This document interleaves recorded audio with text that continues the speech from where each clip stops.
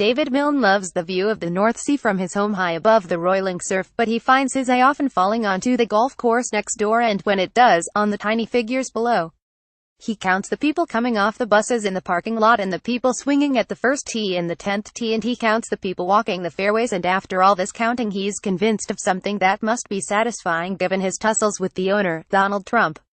There aren't enough people. The car park is rarely even half full, said Milne, 53, looking out again on Friday under clear blue skies. For what was supposedly the best golf course in the world, I don't really think this is a resounding success. A few hours after Milne spoke, he got some confirmation. A financial report that Trump's company filed with the British government shows he has lost millions of dollars at the resort called the Trump International Golf Links, as well as at a second one on the other side of Scotland overlooking the Irish Sea. The report from Britain's Companies House released late Friday showed losses last year more than doubled to £17.6 million, $23 million. It was the third year in a row of losses. Revenue also fell sharply. Trump's company has faced several setbacks since it ventured into Scotland a dozen years ago. The company has angered Milne and other neighbors for what they say are its bullying tactics to get them to sell land. A local fisherman became a national hero of sorts when he, like Milne, refused to sell to Trump, despite a $690,000 offer. Then the company got some unwelcome publicity. 2 documentaries about the fights with residents were shot tripping up Trump and You've Been Trumped, the latter shown on the BBC despite threats from one of Trump's lawyers to sue the broadcaster. Troubles have only mounted since then. A few months before Trump clinched the Republican nomination last year, he lost a court fight to stop an offshore windmill farm near the North Sea resort. He has been repeatedly stymied in his plans to build a luxury hotel there and a second course because of, among other things, strong objections from environmental regulators that his plans will threaten the sand dunes for which the area is famous. And there also are signs that he is at risk of losing a bid to host the coveted Scottish Open. Just how much these setbacks have hurt Trump's business is unclear, however. Other factors appear to have played a big role in the latest financial results. In Friday's report, Trump's company noted it had to shut down its Turnberry resort on the Irish Sea for half the year while building a new course there and fixing up an old one. It also blamed losses on a hit from fluctuations in the value of the British pound. The report and Milne's math aside, some residents think Trump's resorts are attracting plenty of golfers and doing just fine.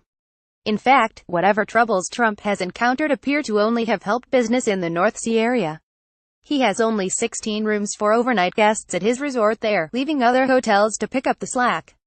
I've gone from doing an average of 400 room nights for golfers per year to 1,400 room nights in 6 months, said Stuart Spence, 70, owner of the Marcliffe Hotel and Spa in nearby Aberdeen. There can hardly be a golfer in the world who doesn't know about this area because of what Trump has done. Rival courses have seen a bump in business too. We've gone from about 4,000 golfers per annum to almost 5,500 a year, said Les Durno, 54, general manager at the Cruden Bay Golf Club about 20 miles from Trump's course. Then there is the sheer spectacle itself, a chance to gawk at a U.S. president's property and maybe spend £19.95, $26.07 for a cap embroidered with Trump's family crest. When we drive past Trump International, I often get people, Americans mostly, asking to stop so they can go into the golf shop and buy something, said a bus driver waiting in the parking lot Friday who didn't want to give his name. They don't play golf but they want a Trump Scotland souvenir. Or as Hector Emsley, 58, the golf project manager for the local tourism organization, Visit Aberdeenshire, put it's like having the Disney World for golfers on our doorstep. Others are less enthusiastic, including the leader of the Scottish government, First Minister Nicola Sturgeon.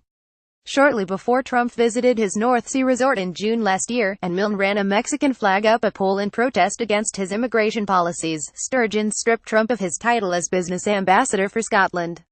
She cited his comments about Muslims during the campaign. Aberdeen's Robert Gordon University also revoked Trump of his honorary degree for the same reason. Trump's incendiary comments while president have only added to his woes.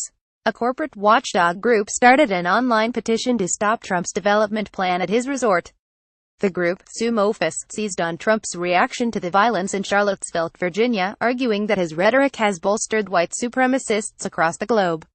Now we have a chance to reject Trump's hatred, it said in its online appeal, and protect our environment in one fell swoop. As of Sunday, the group had collected 94,888 signatures. In July, the CEO of a major sponsor of the Scottish Open was quoted in a local newspaper casting doubt on Trump's chances of hosting the event. "There's no decision made, but, look, there are clear issues," Aberdeen Asset Management CEO Martin Gilbert was quoted saying. He added, "Politics aside, Trump would be an ideal venue, but you can't put politics aside. Whether any of this will hurt profits at Trump's Scottish business in the long run is another matter." In Friday's report, Eric Trump, the president's son and a director of the British subsidiary that owns the two resorts, included a letter expressing confidence that the resorts will attract plenty of golfers. Amanda Miller, a spokeswoman for the Trump Organization, declined to comment. She also said that Eric Trump was not available to talk.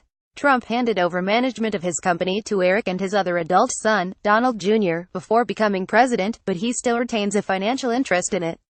For his part, Milne is convinced the course will continue to suffer. He thinks Trump's election as president has hurt the business. "It has hindered the success of the club," said Milne as his Mexican flag flapped in the wind. "Some people come because it is the president's golf club, but others avoid it for the same reason.